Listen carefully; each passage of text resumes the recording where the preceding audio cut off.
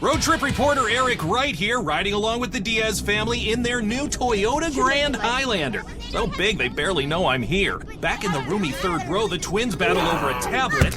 In front, Mom's trying to play referee. Dad's letting in some air through the available panoramic moonroof. And next to me, in the captain's chair, oh, Grandma Mayfield saves the day with butterscotch candies. Classic. Life's grander in the first ever Grand Highlander. Toyota, let's go places. From an undisclosed broadcasting location. This is a test. For the next 60 seconds, this station will conduct a test of the emergency broadcast system.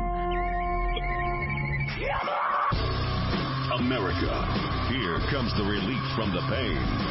Unapologetically. This is Lock and Load with Bill Frady.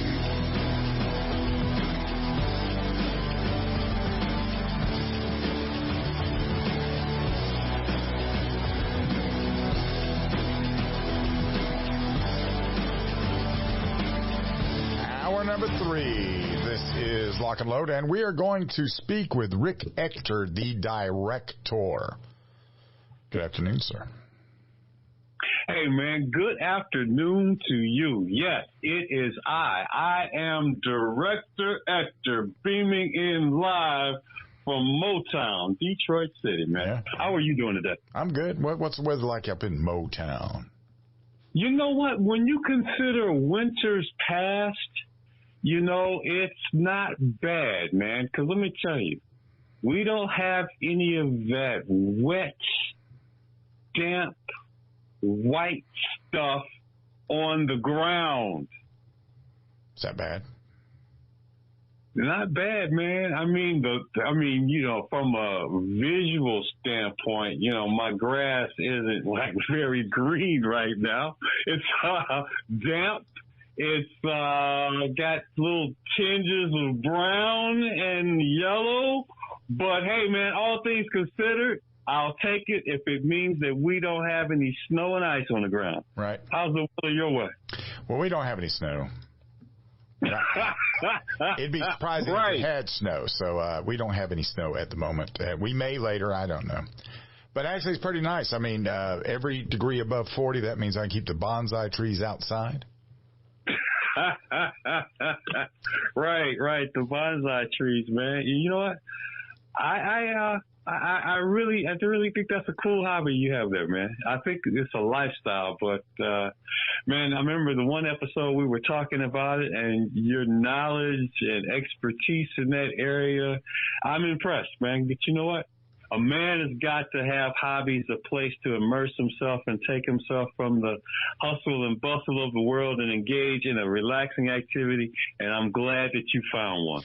Well, this will be one. I don't, you know, you get out there and you start growing these things. You're saying to yourself, this will outlast me. But it will only outlast me if somebody comes along and takes these things and actually starts, you know, picks up the mantle and starts running those that way. That's the only way. Right. So, but I enjoy them for the moment right now. I don't have, you know, I don't organize shooting events with thousands of people there. Not yet. Never going to happen, Rick. Never going to happen. I don't have the patience for that. No. Man, let me tell you.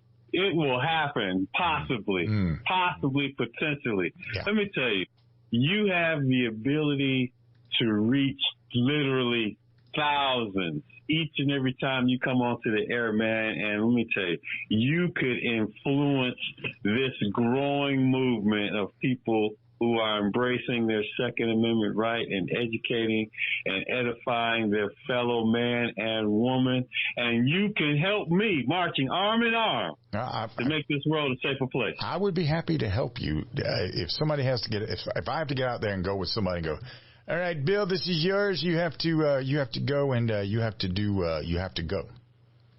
Well, I'm glad you mentioned that because guess what? What? I have an event that's coming up on the last weekend of July here in Detroit, man. And dare I say, I would love it if we could be graced by your presence. And when is it? The last weekend in July. I don't even have the dates memorized yet. All I know is the last weekend in July. This is when we're training a plethora of women. I'm talking a total myriad of ladies how to handle, load, operate, and look at those beautiful holes on her silhouette. I will have to look into that and see what I know, man. I'm putting you on the spot. I'm exerting pressure, but man, that's the only way I'm going to make some headway, man. I got to get you inch by inch. Look, you don't know it, but I already have seen it in my mind. I see it happening. I can't say exactly when, but I know it's going to happen because I'm not going to quit. Well, what is it that you see happening exactly? What difference would I make? What do you mean, what difference would you make? Let me tell you, every movement this world has ever seen started with just one person daring to think that they could make a contribution that would be beneficial to everyone, man. And look, I know that in the aftermath, you will be filled with so much glee, joy, and happiness for having done a good thing for no other reason than you're a great guy. I think what we ought to do, if I do make it up there, you can put me up there and go, now, ladies, what I want you to do is I don't want you to shoot like this and have me go and let me just empty the gun as fast as I can, which is pretty fast, Rick. If you've never seen that, it's pretty fast. And then you can get up there and say, that looked really impressive, did you notice how many he missed? I don't want you guys to miss fast. I don't want you missing fast. So, right. Little object lesson. We could do that. That'd be fun. I'd enjoy that.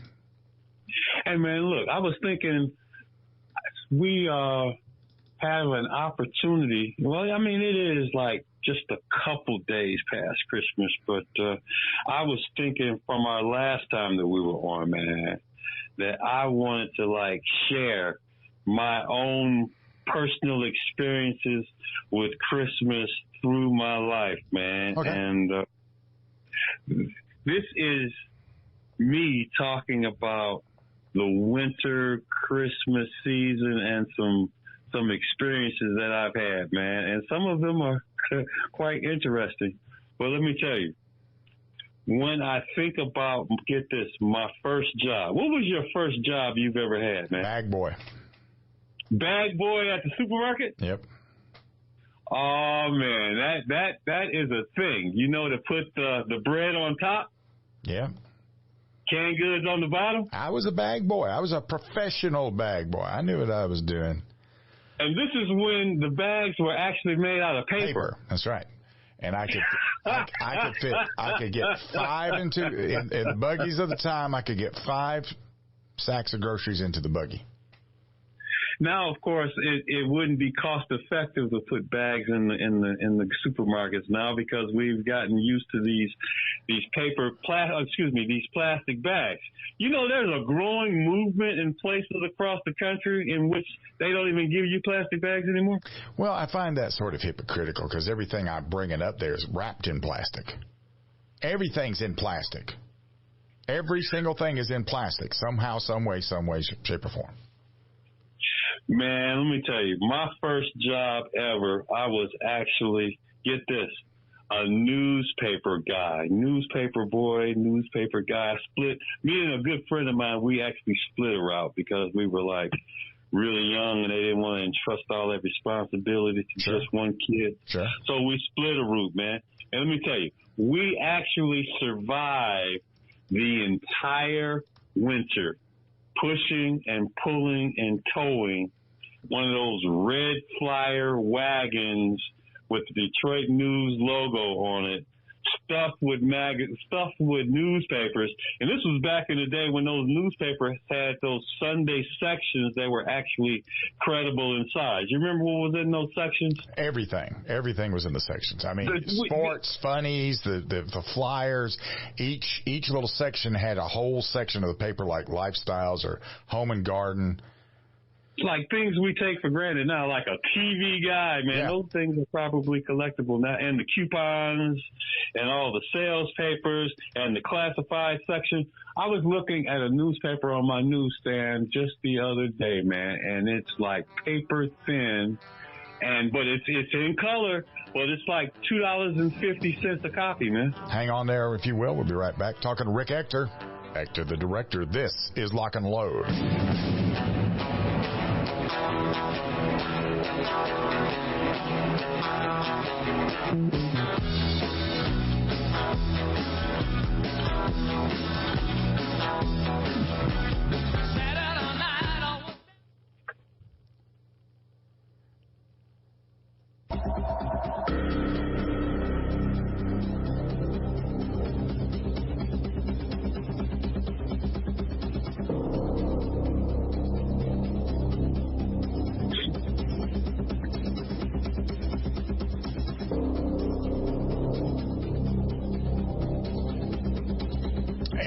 Welcome back. Talking to Rick Ector. This is Lock and Load.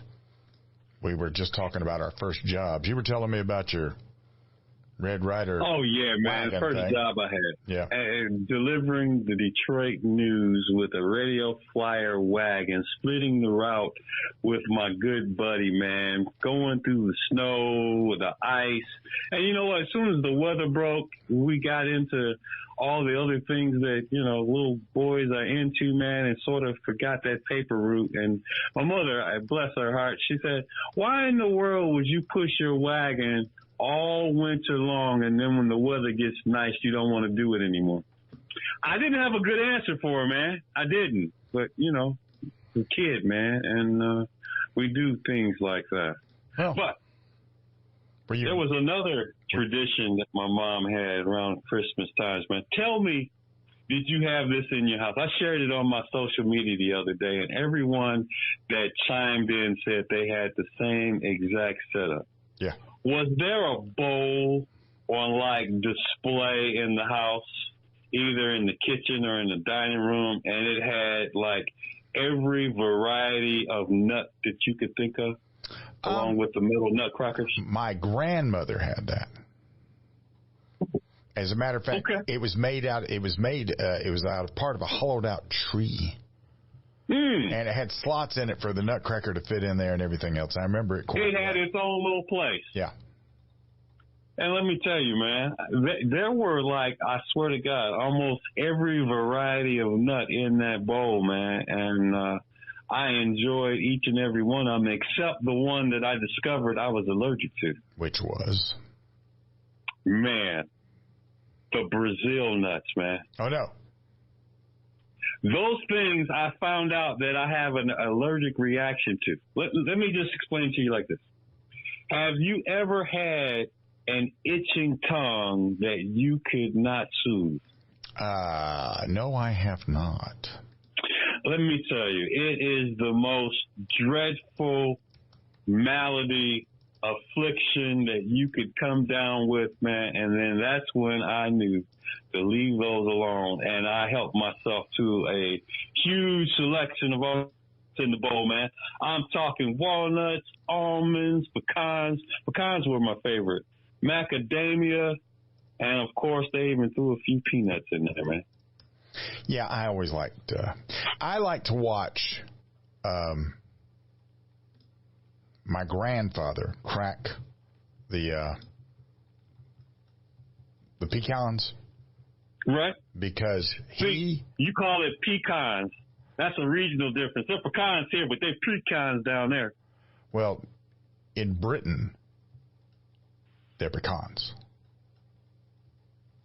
And my grandparents were British.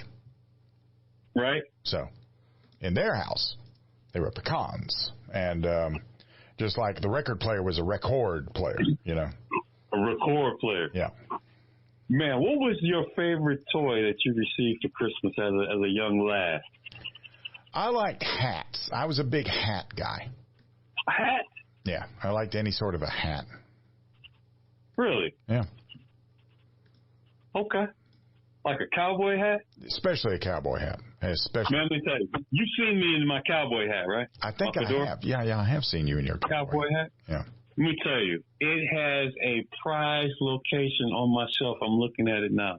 And these days, man, I only don it when I go to the great state of Texas, which I'll be going to pretty soon. I have a board meeting coming up, man. And I'll tell you, I love the spectacle that I create strolling through the airport with this big, giant 10-gallon hat, man.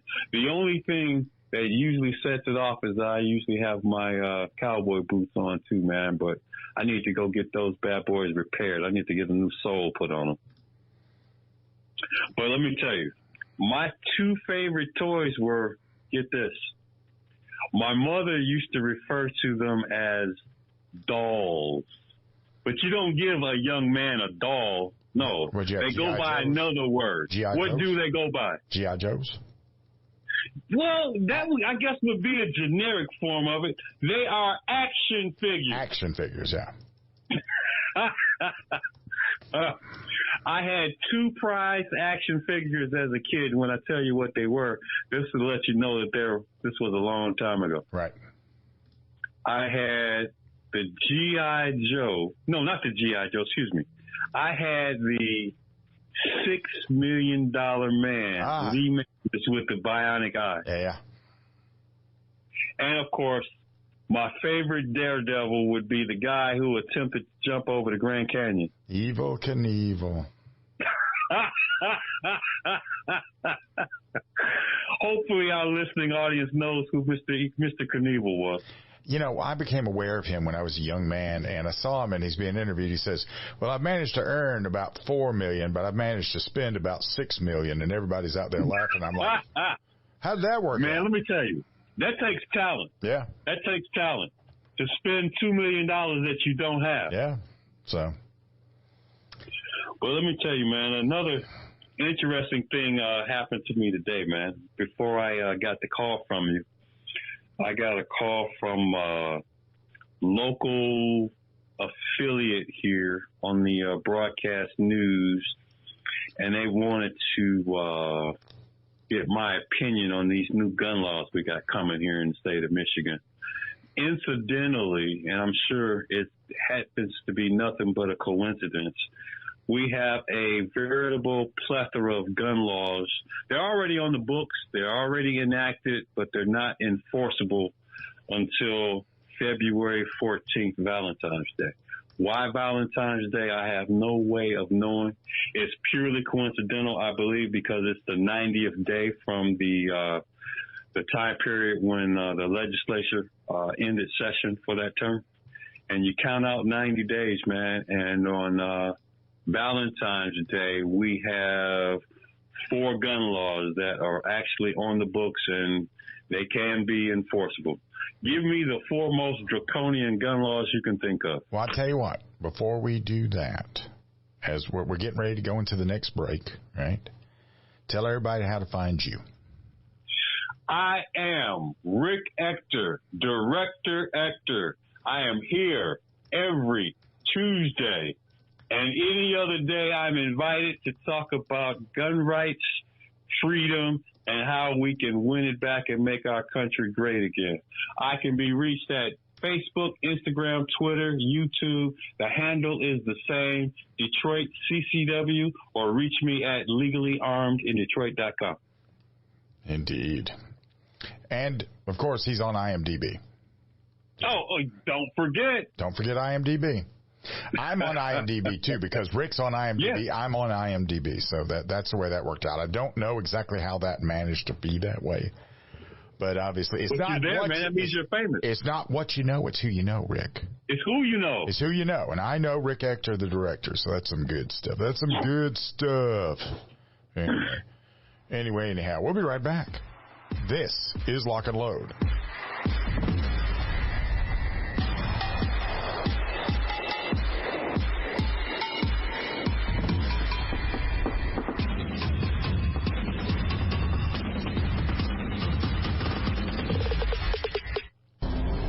I've seen just about every corner of this country.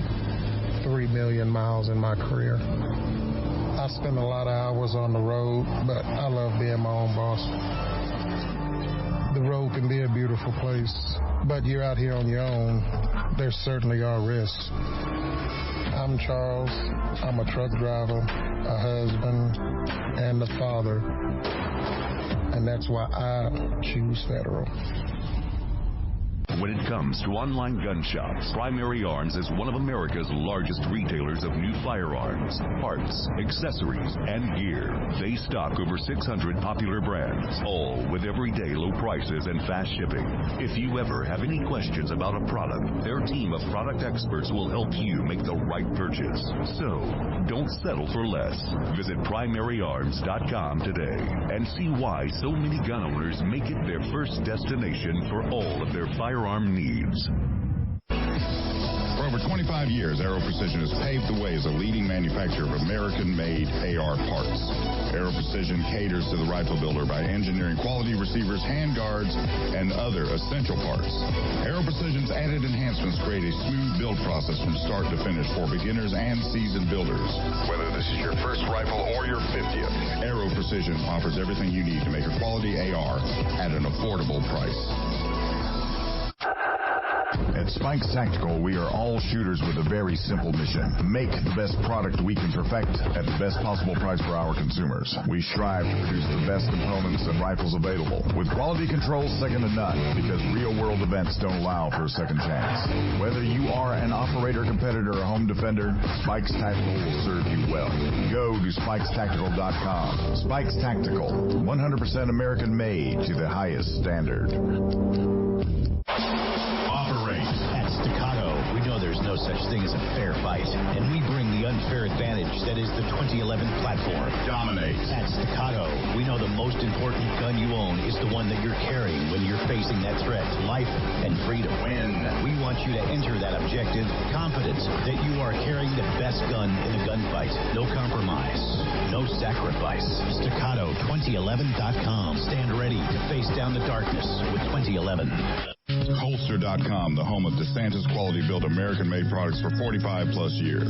Supporting police and government contracts from first responders to responsible citizens. Holster.com is your source for quality American-made leather and Kydex holsters for the armed American. For concealed carry or open carry, Holster.com has what you need. We didn't invent concealment. We perfected it. Go to Holster.com now and buy a DeSantis holster today. What's in a name? If that name is Ace Firearms, you've just entered a very expensive business.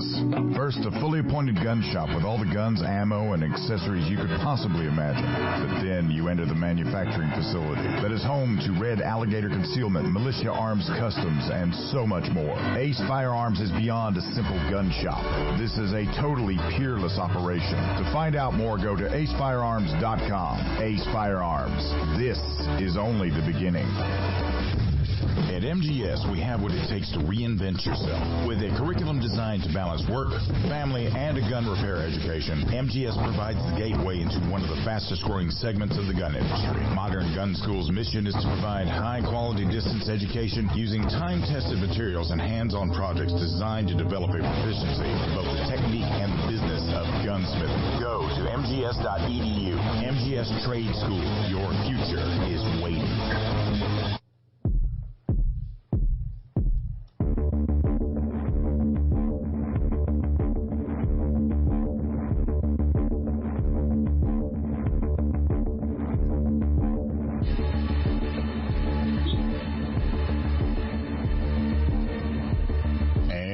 Welcome back. This is Lock and Load, and I'm speaking with Rick Ector, the director. And Rick has the I don't know what kind of honor I would say.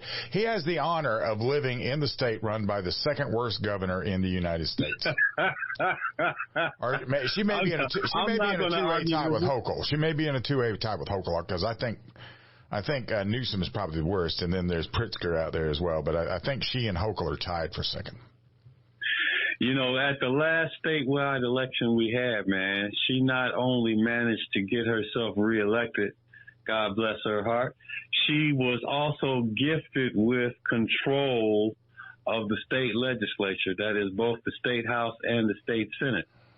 And she held true to her political ideals in getting enacted and signed legislation to put on 4 of the most draconian gun laws that I think is possible and conceivable. And I want you to tell me, what are the 4 scourges of the gun right movements with regards to legislation? Universal background checks. Yep, that's one. Assault weapon ban. No, we didn't get that one. Red flag law. Red flag. Let's see. FOID cards, you got to register to buy them now? No, we don't have those. Okay.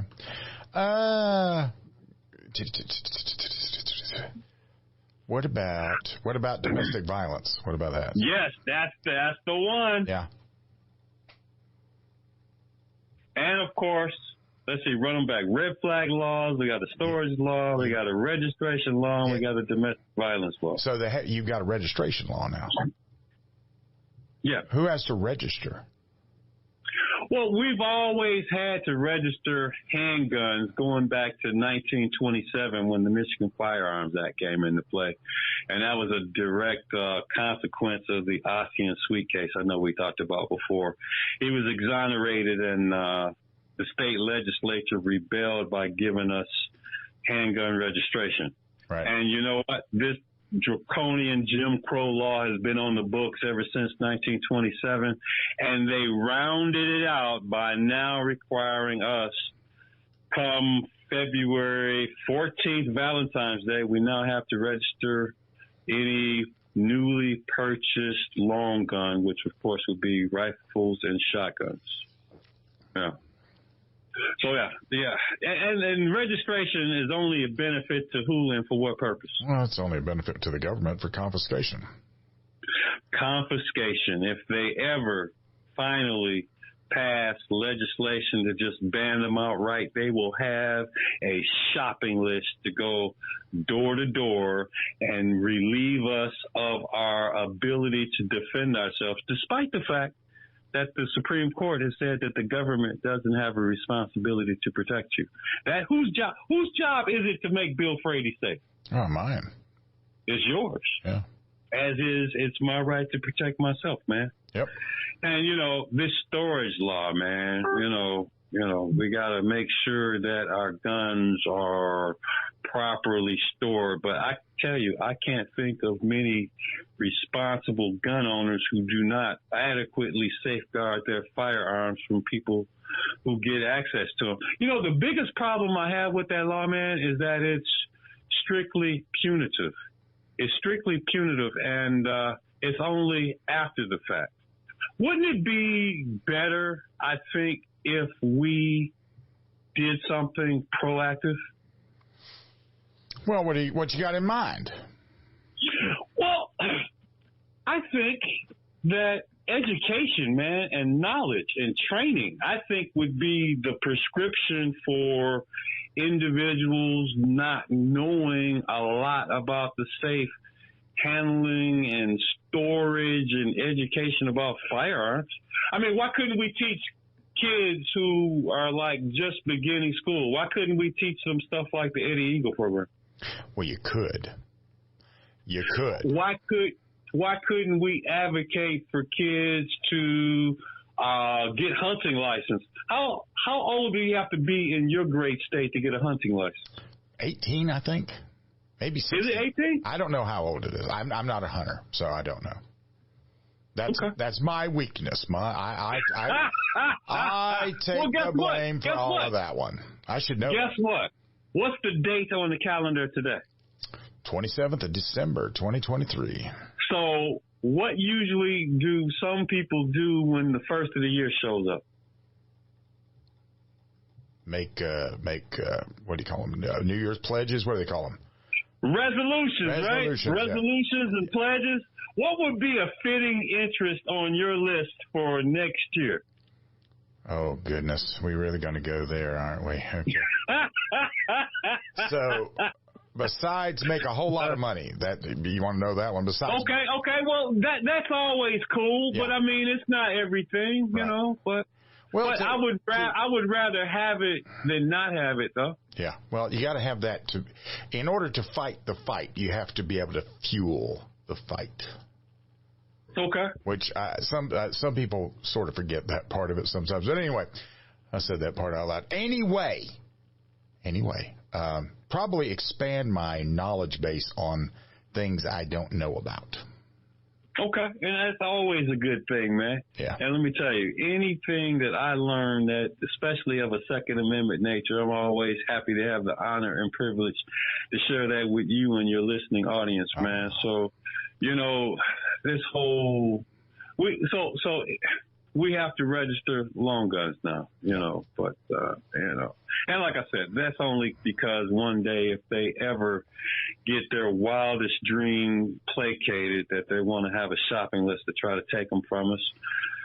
Storage law, man, you know, what responsible, intelligent person wouldn't secure their guns from their people, you know, children who shouldn't have access to them? But you know what? I think a much better solution is education and training, and start with Eddie Eagle. Stop, don't touch, leave the area, tell a responsible adult, get them and help them get a hunting license, stock the freezer, teach them about shooting and responsible gun ownership, train them up as a child, man, and then throughout their days, they'll know how they should be, right? Yeah. And of course, you know, this domestic violence law, man, you know, on its face, man, you know, it might seem attractive, you know, but let me tell you, I think that it's not about what it is. It's about how it's written. Okay. What is onerous about the way it's written? Well, I don't know. I thought that's where you were about to take me. I thought you were going to share with me. No. That's just a statement of fact. With any law they come up with, it doesn't matter what they call it. It matters about how it's written. It matters about the details. Most of the laws they write, the title has nothing to do with what they're doing. Man, the devil is always in the details. You know, in a big story, I don't know how much you follow Hollywood. Are you familiar at all with the Marvel movies that are out? You know, I am familiar with them, but I don't go watch them. I'm familiar with them. I know who's in them and stuff like that. I couldn't tell you any of the plot lines because I'm not going to invest that money with them. There's this guy. He's an actor, Jonathan Majors. He has gotten a lot of movie time playing this character called Kang the Conqueror. But long story short, I tell you what, hold up the story short, because we're now coming up on the break. You're going to pick it up on the other side with Jonathan Majors. How do they find you? They can find me, Rick Ector. I am at Legally Armed in Detroit. I'm Detroit CCW at Facebook, Instagram, Twitter, YouTube. Tuesdays on Bill Frady, Lock and Load, and as he told us at the last break, yes, I'm on IMDb. We'll be right back. This is Lock and Load.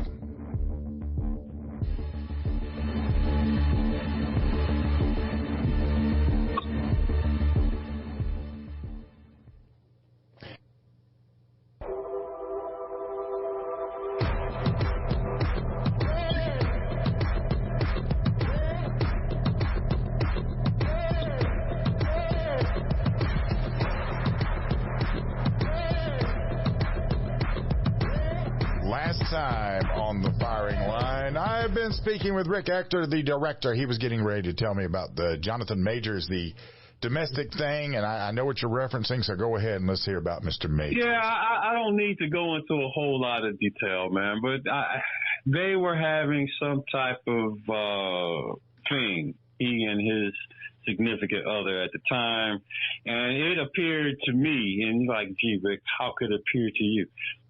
Social media, man, like YouTube, everything is on YouTube, right? Yep. So They showed the video of this incident in question, and it looked like to me, unless my eyes failed me, that he was doing everything possible to get away and to separate himself from the woman he was dealing with at the time, man. And he actually had sufficient wounds on him to press, domestic violence against her. But some kind of way, man, he ended up getting convicted of a misdemeanor domestic violence charge. And here's the thing. I am not a fan of domestic violence on anybody from anyone. But, from what it looked like to me, man, it looked like a guy who was involved in a situation with his woman and he wanted to get away from her. And he ended up getting convicted, man. And the consequence, I'm not going to say his life is ruined, man, but a lot of movies that he was going to be featured in are no longer on the table. I believe Marvel Cinematic Universe, they ended up firing him, man. But as it is with, domestic violence, man, if you have a situation and, you and your significant other, y'all just aren't going to make it, I mean, hey, part ways. But as I saw this whole saga play itself out, man, I'm just catching, news bites here and there, man. It looked like I think he got railroaded, man. And I think these domestic violence laws, man, if they are ill-defined and if they are ill-applied, man, they pose a very real and clear hazard to people who actually own firearms, man. And it reminds me of an episode we did a while back when we talked about dating and significant others and things that you need to really pay attention to and keep in mind. If you're going to spend a lot of time with anyone, whether you're involved in a relationship of a romantic nature or not, you really need to scrutinize the people that you allow into your life, man. I mean, if only from a quality of life standpoint, but the fact that there could be some very dire consequences if you and the wrong person get entangled and want to start some type of relationship. But, I would strongly urge people to take due caution with whom they closely affiliate. Well, the thing about laws is every time they enact a new law, that law it's all going to be based on who's in power. And it's going to be prostituted at some point. They're going to read something into it that isn't there, and then they're going to use it to come after people that are law-abiding. That's what gun grabbers do. Yeah. But moving along, man, I want to put the word out on another topic. It's of a personal nature. It's like, forgive me if I'm bragging or if I'm self-promoting, but coming up very soon, the very next episode of anyone's favorite magazine, if they happen to be a member of the National Rifle Association, the February issue will be coming into your mailbox, and there will be a ballot in that periodical. Right. And it is for people who are running for the NRA Board of Directors. I'm Ector, Director Ector, currently a board member. I'm up for re-election, and I'm asking for everyone to read my profile and to kindly consider casting a vote for yours truly, me, Rick Ector. The director. I'm currently the director. So you'll be the director even if you didn't get reelected, but I don't understand why you wouldn't get reelected, to be honest with you. Well, I mean, I'll tell you why I wouldn't get elected, because I didn't have enough votes. Oh, well, that's I guess that's a truism, but at the same time, that I don't understand why that would be a thing, why you wouldn't get the votes. Oh, man, I appreciate you saying that. And I appreciate the sentiment. I truly do, man. You have been a very good, close, personal friend of mine for a number of years now, man. How many years have we known each other? Gosh, 2013 maybe? 10? Yeah, somewhere around there. 10, at least I'm thinking, 2013, maybe 2012, maybe 2011. So, yeah, we've got about a decade together, man. Yeah. It's been a while since we've crossed paths in the same town, but we need to, correct that. Well, the NRA annual meeting is coming up. I'm sure you're going to that one. You can't, you'll be walking around the NRA annual meeting, and then all of a sudden somebody will come by. They'll grab both your shoulders and spin you around and go, Bill Slady. Oh, it's Ector the director. So are you officially entertaining the idea? If they'll let me come, if my company will let me, it's a weekend thing, so I should be able to pull it off. Isn't it in Indianapolis this time? No, it's going to be in Texas, man. Oh, God. Okay. When was the last time you've been to Texas? Last time they held it in Dallas. Okay. Well, they held it in San Antonio. I didn't go to San Antonio. Excuse me. Well, look, man. Do you still have a cowboy hat? No, I don't, but I could get one. That's easy. There's all kinds of cowboy hat places around here. I can find me a cowboy hat. Oh yeah. Some cowboy boots? No, I'm not going that far. Nah.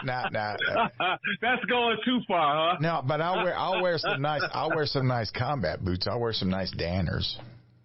Okay. I mean, they have their place, man. If you're talking about the standard issue boots that come high up on the calf and got those really long laces on them, and you have them like shined up with a fresh coating of polish that you spit shined.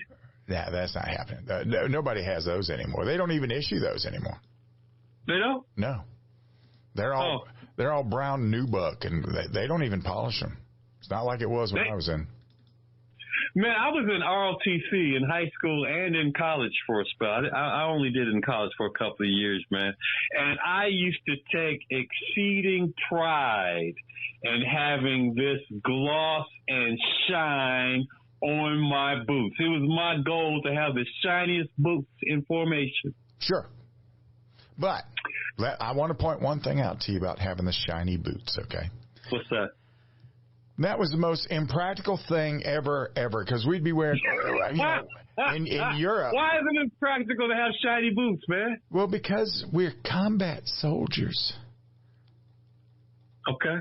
The shine on our boots is not what's important. As a matter of fact, that's the first thing that's going to go. In Europe, when you get out into the field and you're tromping around in the mud, you don't have time to sit back and gingerly tiptoe through it. You got to walk through the mud. Okay. And so if you got a nice bunch of polish on there, it's going to look good for 2 steps. 2 steps. And then it's done. But what a glorious 2 steps those were, though. No, they're not glorious at all. They are wasted. Oh, man, let me tell you. Those are the days. Those were the days anyway. Man, where does time go? I look up and I'm 56 years old, man. Huh?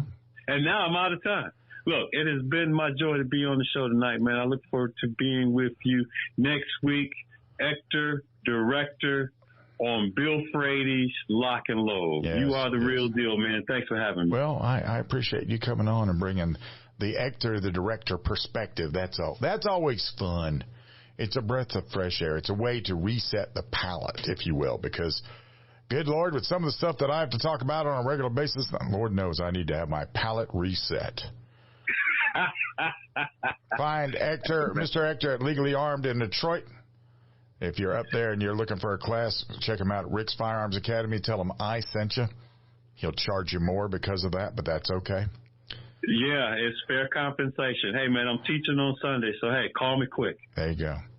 As for me, I'll be back in about 21 hours. And between now and then, remember this. It has never been about gun control. Not once. Not ever. It has been. It's always going to be about total control. This has been Lock and Load.